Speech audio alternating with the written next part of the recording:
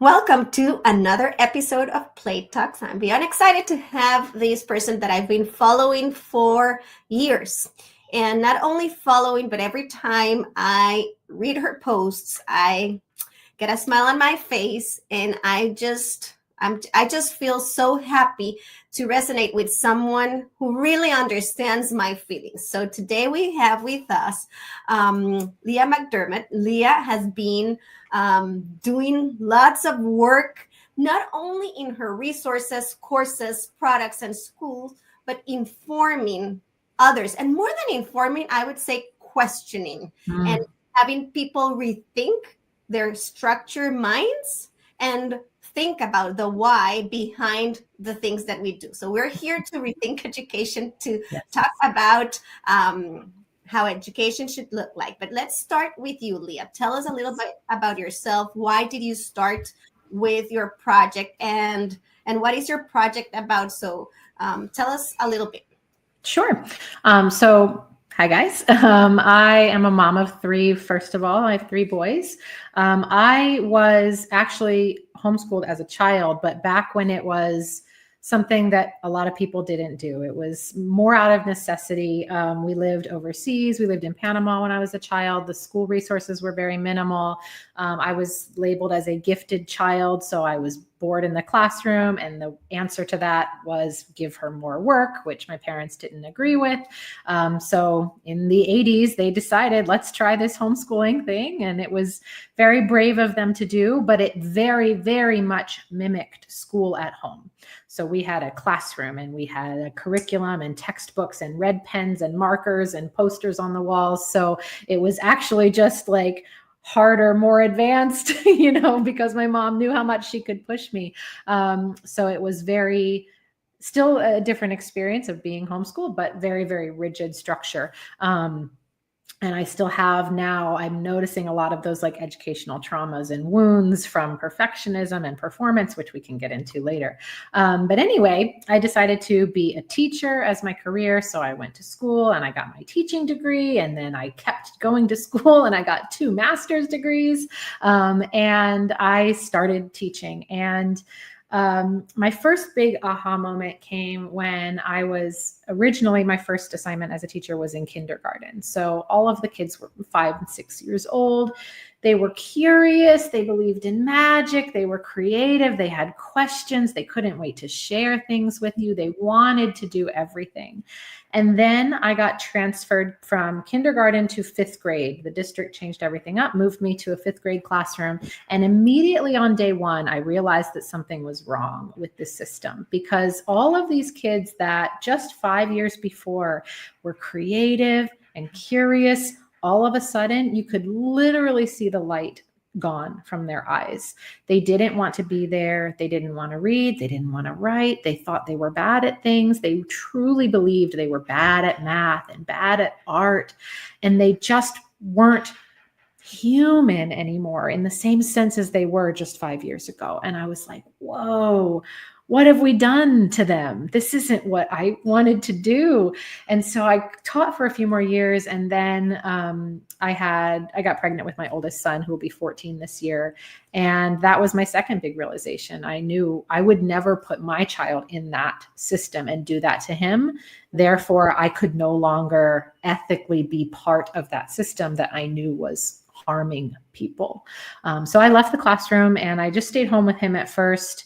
And then when he turned about 2 or 3, I started having all these feelings of like, well, now what do I do? Right? I didn't love the rigid school at home homeschool experience. I don't want to just replicate that, but I have to do something, was that feeling, right? It's just societal. It's this pressure of, well, they have to learn something now. So all of a sudden you have to change what you're doing. And I started researching homeschooling curriculums, and everything I found just mimicked what was happening in school. You were just doing it at your house. And then I remembered that I got degrees in writing curriculum and everything. So I started writing my own curriculum designed around child development, around nature, around play, around joy, and what kids actually cared about, which is what my Your Natural Learner curriculum is and where that came from. And I started using that with him. But even on my journey, I thought, he doesn't need that.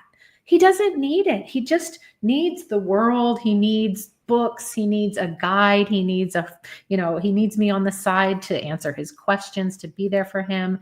And so we fell fully into unschooling, and that led me to a lot of my advocacy work online through Your Natural Learner, which is workshops and just in general, like you mentioned, sharing things that make us question, make us think, why do we think this way? Why do we have these beliefs? And in recent years has led me to open Bridge Academy, which is a virtual school for homeschoolers and unschoolers to basically validate all of those feelings in a real piece of paper kind of way. So all of our families can still learn and live exactly the way that lights up their child, that works for their families. But we make it official. We make it real. They get transcripts, they get diplomas, they get documentation, they get to step away from a lot of those regulations that are placed on homeschoolers in various states. And so that's mainly the work that I do now. Wow, I cannot stop to think so many things. The first thing, it's been a long journey. And you know what? I resonate with you because my story is very similar. And that's the first thing that I want to rescue out of what you just said. And it is that only brave educators like us stand up and say no more, because we know what is right. We're just too afraid to speak up or to walk away from that system for A, B, or C reason. It's not easy, and there's no judgment.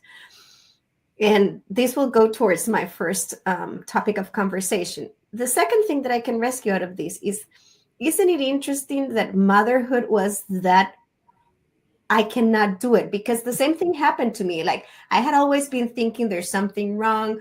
This is not how I like to teach. But when I had my first daughter, it was that very moment that I thought, there's no way. And I had not been teaching for years, Leah. Like, I hated the classroom.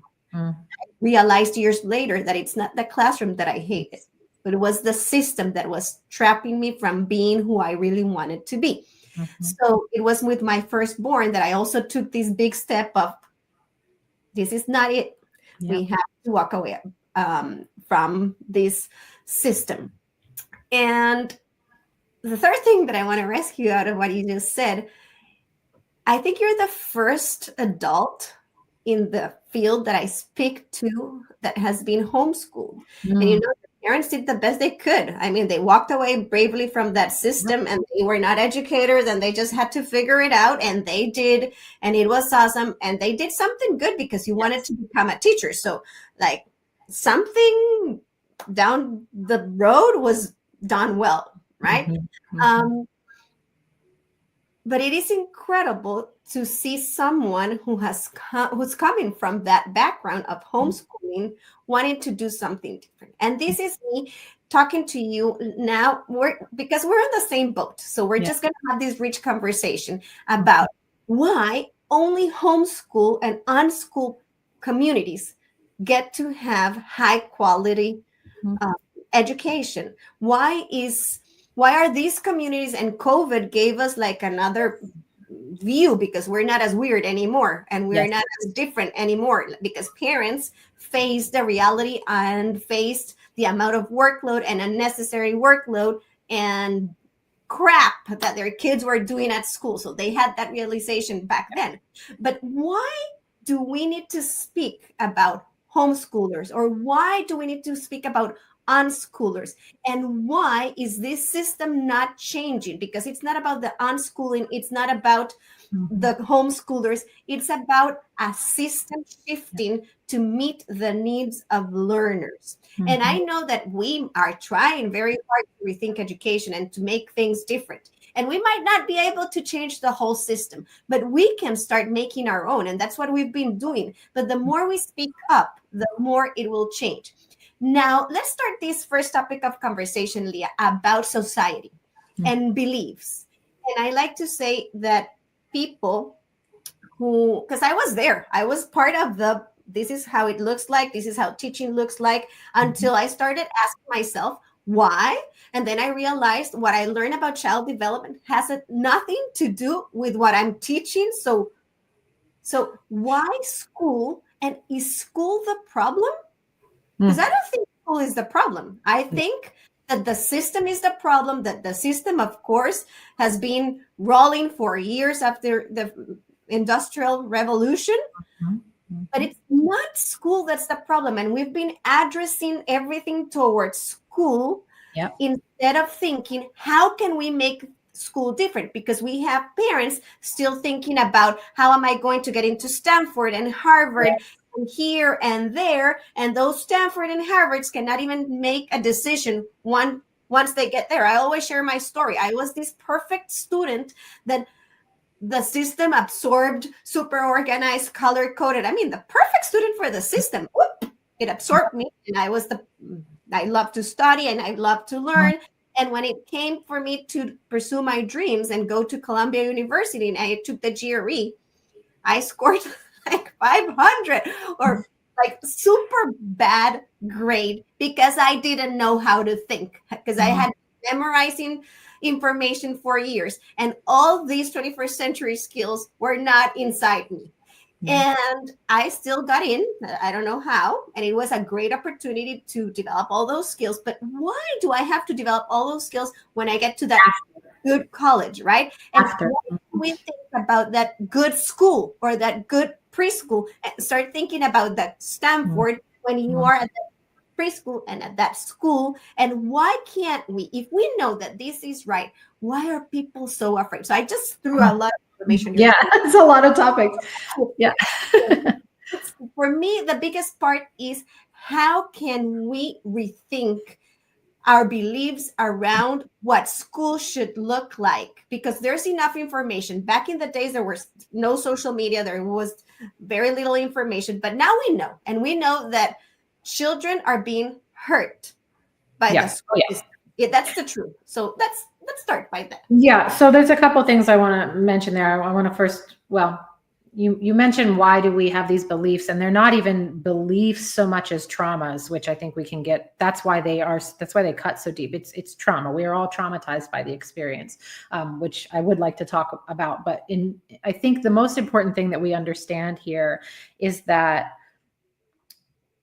the modern education system, in the span of time of human development and human learning, is like this big. That's it. We've only been doing it this way for not even 100 years. And I think we just have like such short attention spans as humans in today's society that we don't look at history. We don't think back. Prior to the development of the modern education system, what we were doing was learning at home, learning in small community schools, micro schools. We were learning outside. We were learning from mentors in the things we were interested in. We were experiencing things with other kids of various ages. We were learning with adults. We were figuring things out as a collective, usually small society, but we were learning with each other around things that actually mattered, specifically through life. We were using life experiences to teach us things. And then came the Industrial Revolution and the need for factory workers. And it's not a conspiracy theory. It's not a secret. It is the history. That is the truth. The public school as it exists today originally was designed for two reasons. Number one, as a placeholder to babysit kids while their parents were working. And number two, to ready those children to replace their parents when they could no longer work. It was an assembly line of babysit the kids, create workers, put workers in the factories. And if you're giving them a good life, that's fine. Whatever. It worked for a while. But here's the problem. It was meeting the needs of the time. Sure. But society has evolved. There are no factories anymore. There is barely work anymore. All of the work is now being done by AI. Everything is shifting. And now it's shifting at a rapid pace. I've been talking about this for a decade. You can find videos of me from 10 years ago quoting statistics. In 20 years, 80% of the jobs will be done by robots. I said that a decade ago, and now it's going to come true faster than I even predicted, because now literally all the jobs are done by robots, and our children going through, and yet, everything about outside of school has changed and evolved. Inside those buildings, we're doing exactly the same thing that we've been doing for 60 years. Mhm. Every child has the same path. Every child has the same trajectory. We are preparing them for a future that doesn't exist. And in the meantime, they're on their phones. And for whatever it's worth, I am the sole voice that I've found for the most part, or the very small voice in this community that does not advocate for taking technology away from children or hiding them from it. As soon as they walk outside of those walls, and sometimes even within them, they are learning more than a teacher is ever going to teach them. Everything a child wants to know, they can find out on a device in a heartbeat. My favorite moments during the day are when I post something on TikTok that's, anti the system, and my son's teenage friends are liking it, and I know they're in class. They are seeing it on TikTok and liking it and sharing it. These kids are amazing, and they are ready to do amazing things. And the only thing the system is doing is suppressing that. And instead of all of us collectively saying, you know what, we tried this, we experimented, it worked for a while, it's not working anymore, let's do something different. Instead, we're digging our heels in and saying it has to work, it's the only way, and we're trying to normalize it, and we're trying to make the kids the problem and the parents the problem and even the teachers the problem, when it is a systemic, very high level issue. It's doing exactly what it was designed to do: suppress and keep people and children down. And all that does is it traumatizes us. It creates people like you and I who get churned out as all we know how to do is study. That's it. We know how to study. We know how to do research. We know how to perform. We know how to achieve. And you reach a wall with that. What do I do now? When that's gone, eventually you can't study as a job anymore, right? You can only get so many degrees, and you hit a wall, and then what do you do? And it's a crisis. And it's going to be different. There's so many, examples of the wounds that come out of that kind of experience. But yeah, it is a systemic problem that it just needs to come crashing down, to be honest, before we can really say, okay, what are we going to do now? How are we actually going to capitalize on the creativity and the intelligence and the unique talents of the kids that we have today? And this makes me think two things. The first one is all these families that are just doing it because it's the easiest way out, or because they're afraid of changing. There's another line of thinking, because probably already they know it doesn't work. Yeah, sure. Their easiest way out. Mm-hmm. And I think to myself, even I also address it in my social media, like AI is here to stay, and it will stay, it will evolve, and it will, like, if you read now, I was reading through different memes the other day about the ChatGPT version of doing the cartoons, and how all these jobs are gone in a blink of a click, right? Because now graphic designers are going to be replaced, and so are we. Teachers are going the same way. Mm-hmm. But I'm also a huge believer that there's going to be a cap to that AI and to that technology, and that we need to shape humans who can actually outgrow what this technology is doing. This technology cannot be as creative as a human brain. This technology cannot practice collaboration. This technology cannot do public speaking, because I can ask chat to write whatever speech. If I go up on stage, I can just say whatever chat is saying, because it's in my brain, because I have the abilities, because I have the drive. And are we really preparing children and teenagers to go off to this world that it's already created for them? Do they have these soft skills? And then we have technology, as you mentioned. I'm a huge advocate of regulating screen time, but also educating how to use screen time wisely, because we have this open door towards technology, and we want children to be able to use it as an aid and not as the TikTok that your friend, your Yes. son's friends are watching you, thank God, hopefully, Right. Right. on TikTok, right? Mhm. So we want to equip children for life. Is the Yeah. system equipping children for life? No, and really these tools, I think that if we looked at these tools, I use ChatGPT for myself, and it's very helpful because of how I'm using it. I'm using it to help me plan things out, to do some research, find me articles. There's ways we can be afraid of it, and you can go through history. I actually was talking to a friend the other day about, she found an original 1920s copy of Little Women. And in the front of the book, there was a warning by the American Blindness Society warning them about the dangers of reading, that you needed to keep a book at least, a foot and a half away from your face and read in the light. We've always been afraid of something new. And instead of teaching kids to utilize these tools, we're instantly afraid of them. My son's friend told me yesterday that he's in ninth grade. He has to have in-school suspension today because he used ChatGPT to help him write a paper. So what are we teaching them? You're being punished for using a tool. And let's be honest, create the test or the assignment. Exactly. And the teachers are using ChatGPT to grade. Like, we're seeing that happen. So students are using AI to write papers, and professors are using AI to grade papers. So we've taken the humanity out. What's the point? What are we doing here? We're just churning this wheel for the sake of keeping it going, instead of saying, hey, okay, what can't AI do?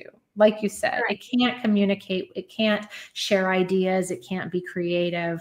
It can't invent something. It can only churn what's already out there. And you know what? I think that AI could be an amazing resource for older children.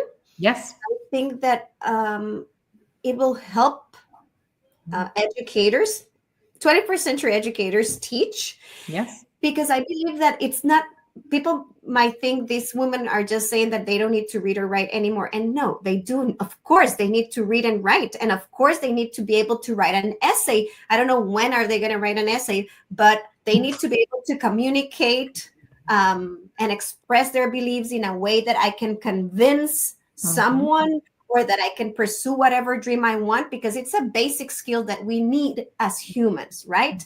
But can we use technology to help us get to that goal? Of course we can. Can we use technology to pursue our goals learning wise? Of course we do. But this conversation, I think, needs to go down to the curriculum. So how are we, what are we teaching? Why are we teaching what we're teaching? And should we change it or not? I had this conversation the other day with my students, because I started long division. And and I, since the very beginning, I'm going to expose you to this, because general knowledge is always absolutely great. We all need to know about, the more we know, the smarter we get. We will be able to give out an opinion, and we will be able to interact with the world. But I want you to know that you will never use long division in your life, because you will pull out your phone and you will do the long division the same way that I do it whenever I need to. So I just want you to understand the process, but I'm not going to waste my time in long division. I hope that you all know how to divide. I make sure that you all know how to divide. And more than division, I hope, and my main goal is to teach them how to divide in real life, because what's the point? Where are the connections? When I was teaching money, so in kindergarten, you have to be able to identify the coin, because it's so important to identify a coin when they have no clue what a number is. So they need to identify the coin, nickel, penny, because it's so important for the general knowledge. How come are we teaching children money if they don't know how to add or subtract? There's no point. So I waited until second grade, when they had all those skills, and we went to the supermarket and we did budgets and we did a pretend store, because that's what we use money for. We were studying measurement and length. So I got them all in their scooters, and we started measuring lengths and distances to to places within our community. And of course, it all clicked in a scooter ride. I don't need 3 months of measuring workbooks to understand what a yard is, what a mile is, because they will always, whenever they think about that mile, they will remember where we marked that mile, and they will be able to make these associations. So the curriculum, why can't we just teach to the outcome? Where are we using this? Because, sometimes people start getting criticizing the curriculum, and I'm a standards lover. I want you to know that I love standards and I love curriculum. It's how we apply this curriculum. How do we give life to this curriculum that has to change? Because if we as educators do not understand, how are we making it visible? Why do you have to learn this? Where will you use it? If we don't have that connection, because I'm still discovering by using the things that I was taught. Because I was just fed up with all this content and figure it out to pass the test. But how can it make a difference just by asking the children, where do you think we will use it? How do you think we will use it?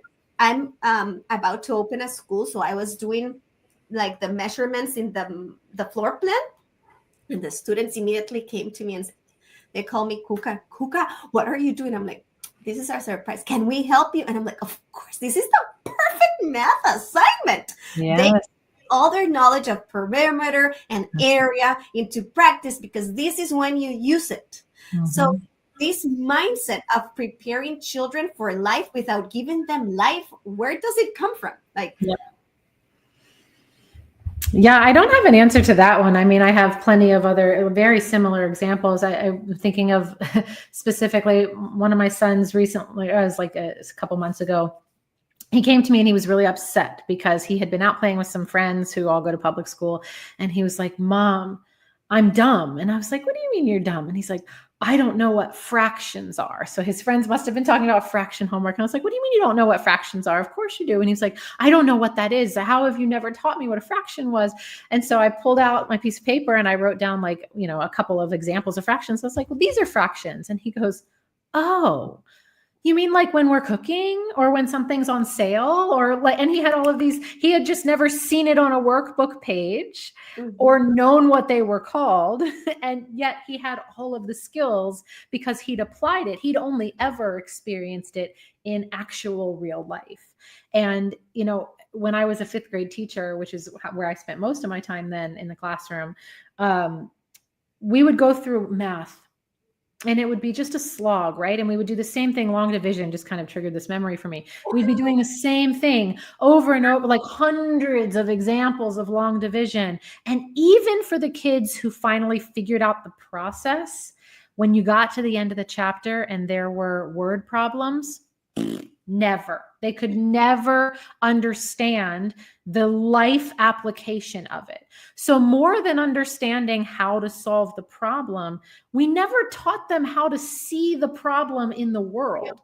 Yes. When will this be not just when will this be applicable, but when they're out doing something, how will they know, oh, I need to divide to figure that out? If I'm in a store and something says 20% off, how do I know that the way to solve that problem is to multiply by a decimal? How do I know what to put in the calculator? Yeah, somebody spent hours and hours and weeks and months making me do problems on a worksheet to get the right answer. But what does any of that matter if I don't know how to use it when it shows up in my life?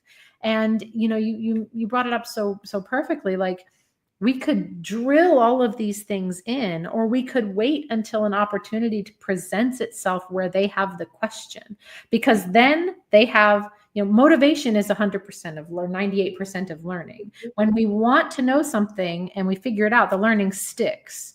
I could sit here and tell you 100 things about some other random topic, but you're not going to care about it because you don't want to know, and you'll forget it as soon as the interview's over. But if we're talking about something that you care about, you're going to remember it because you are motivated to hear it. And that's just human development. That's true for every human brain. When we want to know something, we are more motivated to figure out the answer. We have more interest in it, and it sticks. It stays there. So why are we wasting time drilling the same thing into every child in exactly the same way when it's just in one ear and out the other. And there's also, with math specifically, I have a soft spot for talking about this because how many people walk around saying, I'm bad at math, I'm bad at math. When math is a universal language. Math is literally everywhere. And math is everything math around is nature. It is humanity. Everything about us is math. And yet we have deduced it as a society to problems on a page. And yet there's a really amazing TED talk, and I can't remember the man's name, but he was a mathematician. And he said, he did the research, and he said 90% of people will never use math beyond what they learned in fourth grade. Once you've passed fourth grade math, most people will never use another skill, and unless they're going to be an engineer, an accountant, or a math teacher. Everything, how much time and energy are we wasting beyond that just to say we did it, just to check off the box so they can get to the next level until it doesn't we matter. can ask ChatGPT. Right. Exactly. We'll get the answer in a blink of an eye. And exactly. It's not only time and energy.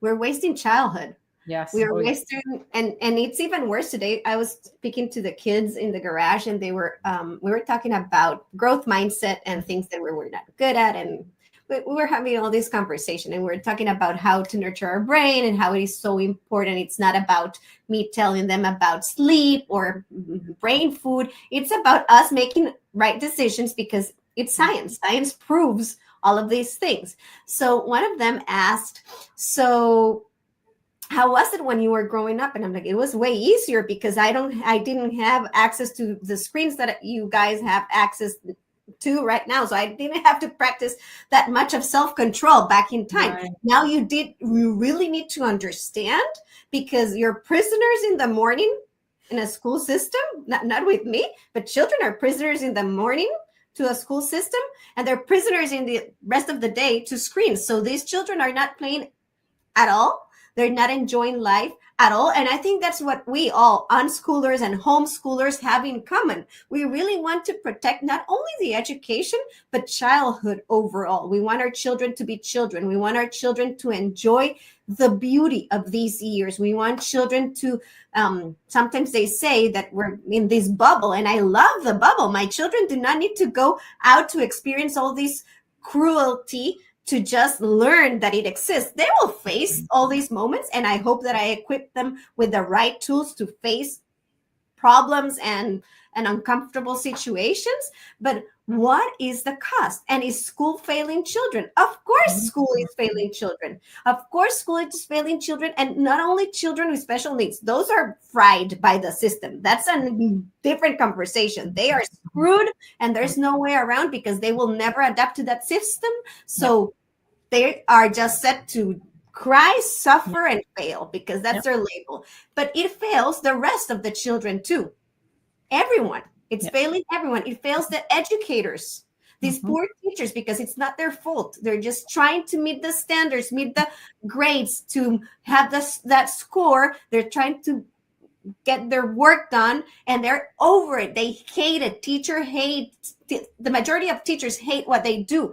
And we are here sending our kids off to school to people who are done with the system, done with the paperwork, done with the pressure. And I get like super frustrated with this topic because I cannot believe the common line of thinking of us parents thinking that this is the best way. And I truly believe, Leah, that if we stand up and if we ask for something different, things will change. I've changed lives. You've changed lives already, but it's about continuing, and most importantly, not us, parents and the same teachers, to be brave enough to find something else, to try something different, to join the movement. And I know it's not easy, but it's time. It's time because it makes no sense. We have these children doing long division and repeating all these concepts, doing a unit on science for 3 days, and then they pass to the next one. I don't know what they can learn in 3 weeks, or having the topic of the month or whatever they want to do in 3 sessions. And we want them to go to Stanford. And it just doesn't add up. And even then, telling us everything that we need to know. Yeah. And even that, and then what? And, I think we're seeing like a lot of this is starting to crumble. So it's interesting to be a part of this time in history, because you mentioned this earlier about how the pandemic, if nothing else, for all intents, for whatever happened during all of those years, everyone's eyes were opened. I never thought that I'd wake up one morning and the whole world would be homeschooling. And yet that was such a, it forced me to change in the work that I was doing, because everybody saw. You can't pretend you didn't see. We can't pretend anymore that we didn't see what was going on. And there's 1,000 conversations we could have about why it's not working. We could talk about mental health. We could talk about overworked teachers. We could talk about the dangers of being in school. I'm sorry, school safety is one of the main reasons I don't send my kids to school. That is top 3 in America of why I don't let my kids go to public school, period. There's 1,000 things that we could talk about. And yet we're starting to see, I feel like for a long time, the problems were contained within that bubble of the system, right? It was just within school. We'll just get through it. Once you're done, it'll be okay. You can go to college, but all of it is failing outside now too. It's like the ecosystem is starting to crumble around what we've built, because now, we already mentioned there's no jobs for the kids to come out to. College doesn't really feel like it's worth it anymore, because it's just turned into a continuation of high school. And unless you truly want, the student loan crisis is out of control, unless you really want a job where that next level of learning is required, like law and math or bio, like something very specific, everyone does not need to go to college. You don't need that track anymore. And with the ability to create your own jobs, create your own businesses more than ever before, in the school that I run in Bridge Academy, a huge percentage of my high schoolers have already started their own businesses before they graduate. They're doing, content creation.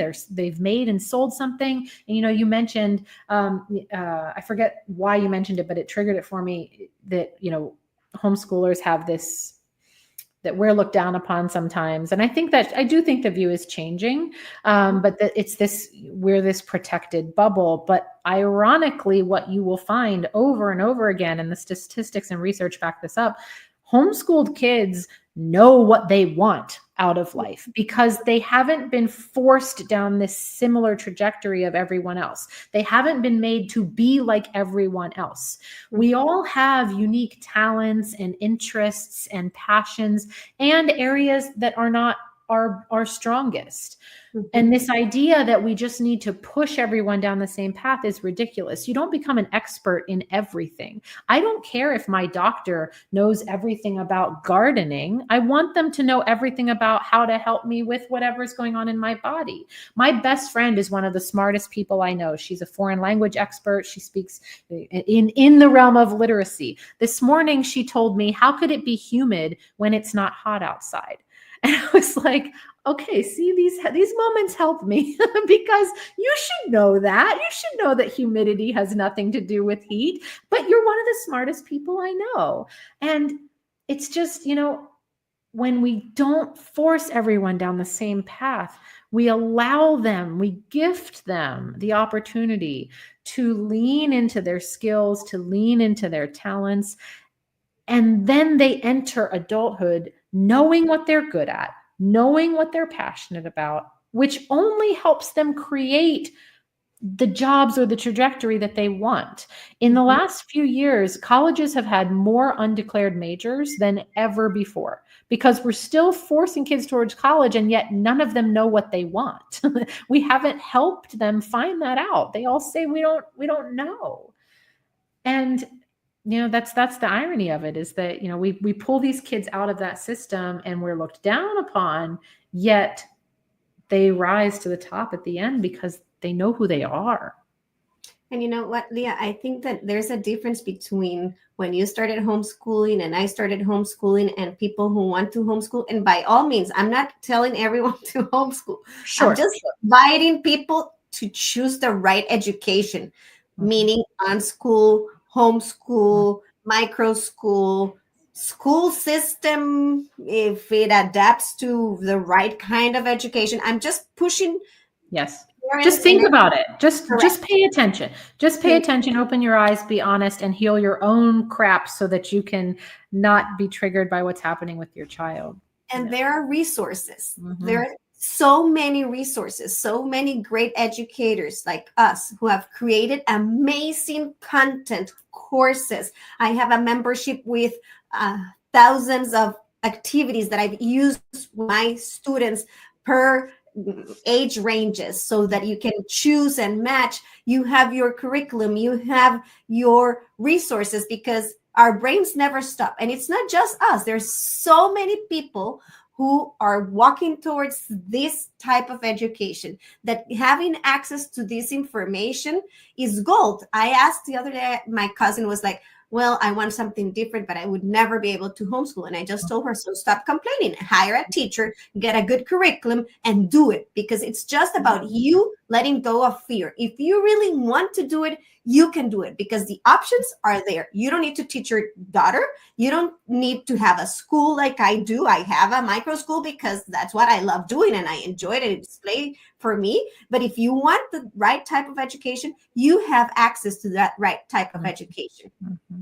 People are afraid of things to stop, to walk away from the system, to things that they believe are important but are not important. And they're not important enough. Yeah. We need to unlearn to learn. That's what I always like to Definitely. Definitely. You know, as you were talking, I wrote down fear, and then you mentioned fear, and that's it. It is just fear, and it's fear, and it's trauma. There's that word again.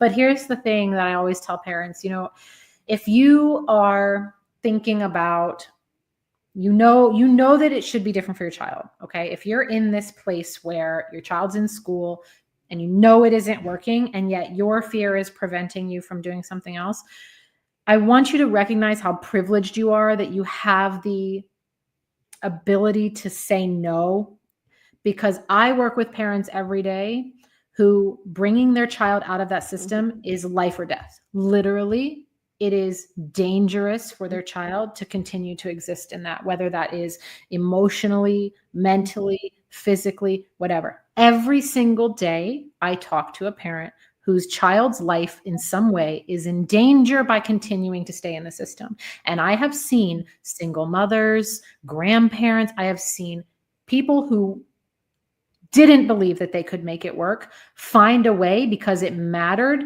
to the safety of their child. So if you're just saying, oh, I could never do that, I could never be with my child all day, I want you to just like sit with the privilege of that, because there are parents who have to change everything to save their children out of that system, a system that is harming their child. And so you have to ask yourself, how much do I really care? Do I really care that my child is being harmed in the system? And if you do, then you have to get over your fear and you have to find a way to make it work, just like you would if it was a life and death situation. You would do anything to save your child. So you have to decide how much this actually matters for them. Leah, just to wrap it up, because we can continue talking. We can do a master class and continue talking about this because we're both passionate. I want you to, and I'm showing your Instagram here because I think that's the easiest. If you go to her Instagram, first you're falling in love with her content and you're going to agree with all her posts and we share or them. You'll be angry. And if you're angry, then you need to understand why you're angry. Correct. Because she can help you rethink your mindset. And if you go to her Instagram, you'll find the link in bio where she has all the resources. But I wanted to talk about specifically about the Bridge School and how can that help people who are looking for something different. Yep. So Bridge Academy is the school that I founded that we're heading into our 4th year now. And we have students all over the world, all 50 states, every Canadian province, and 25 or 30 countries all around the world. So we're a very large group of families. And the premise is that it was originally open for parents who already had made the decision to homeschool or unschool. They were already doing that. And yet where they lived, the regulations on homeschoolers were so oppressive, often more than what public schoolers had to do. They had to take standardized tests every year. They had to turn in portfolios, meet with evaluators, fill out all kinds of paperwork, and yet couldn't get any of the rights that even the public schoolers were gaining.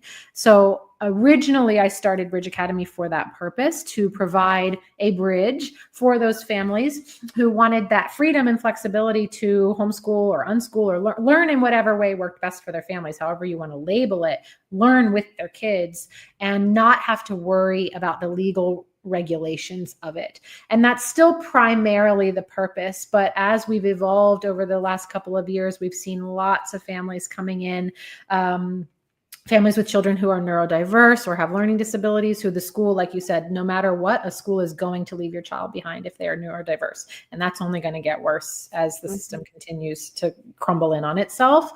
So we see a huge rise of families who have never considered homeschooling finding their way here because of the support, because of the resources. We provide the full catalog of my curriculum is included, all grade levels, because we don't believe in grade levels here. Yes, you register with a grade, but you can learn. Your kindergartner can absolutely have fun with fourth grade science, and your fourth grader can have fun with kindergarten sensory play. We want kids playing and learning and exploring. Our high schoolers create their personalized learning plans. All of that is documented by you and your child, and we create customized transcripts out of that validate the work that your kids are doing. So it gives them an actual transcript from a private school where they can apply to college if that works. They get a high school diploma. They can, we have, our seniors are doing amazing things. Our graduates have done amazing things, joined the military, started jobs, gone to college of their first choice. One of our seniors last year signed a professional soccer contract. He's playing soccer in Spain professionally for La Liga. So it really gives parents and kids the opportunity to breathe and step away from the system and live and learn in a way that works best for them, but also give some credibility to it. So you're telling me, because I have a huge follow in Costa Rica, it is illegal to homeschool. So you basically have to follow the system and just follow the system. And so if you're watching these or you're listening to these and you live in Costa Rica, there's an option for you. Yes. You can register with Bridge Academy, and you can actually have an option to homeschool and have a degree exactly whatever at the end, because that's what I know parents worry the most, thinking about the next step. And at the end of the day, you can work it out and you can make it happen. So this is a great opportunity for all these Latin American countries and countries overseas that are looking into different options. Everything is online, and you've made your amazing content and resources to, and not only you've made them, but same thing that that happens to me. We've tried them with our children, so we know they work. Yeah. So don't hesitate to reach out to Leah and her programs and follow her on Instagram. You are a gift to education. I think that what you're doing is gold, because it makes us rethink. It makes people really think about the actions around the decisions that we make for our children, and educators as well, because we have a lot of educators who are willing to change, but their hands are tied. There are ways. You don't have to take all the huge steps together. You can take baby steps, and what I can attest to and what I promise is, once you take that first step, there's no way back, because the calm in your heart and the feeling of belonging and the feeling of joy is priceless. So I don't know if you want to add to that. No, I agree completely, both as an educator and as a parent. It's just it's just making the decision. It's just committing to making the decision, because once you've done that, I've never talked to someone who says they regret leaving the classroom. And I've never talked to a parent that says they regret choosing to homeschool or unschool their kids. Never, not once in almost 20 years of doing this. They might have made different choices when it came time, but they've never regretted that choice. So for what that's worth. And once again, we are not here saying that we should all homeschool. We're here saying the system needs to change. And if it's not changing, we're finding alternative ways to providing high quality education. And maybe what that looks like as a parent is just being a stronger advocate for your child in the public school classroom that they're in. You can refuse homework, you can refuse testing, you can refuse them removing recess. You have options to advocate for your child. So even if that's the most you can do right now, that little bit can go a long way. If every parent said, stop assigning homework, the system would have to change. So it's about making a choice, making a stand, signing up. Yeah, standing up. Yeah. Thank you so much for your time. Thank you so much for this amazing conversation. It felt really good to speak to someone who's speaking the same language. Agreed. Thank you so much. Of course. Thanks for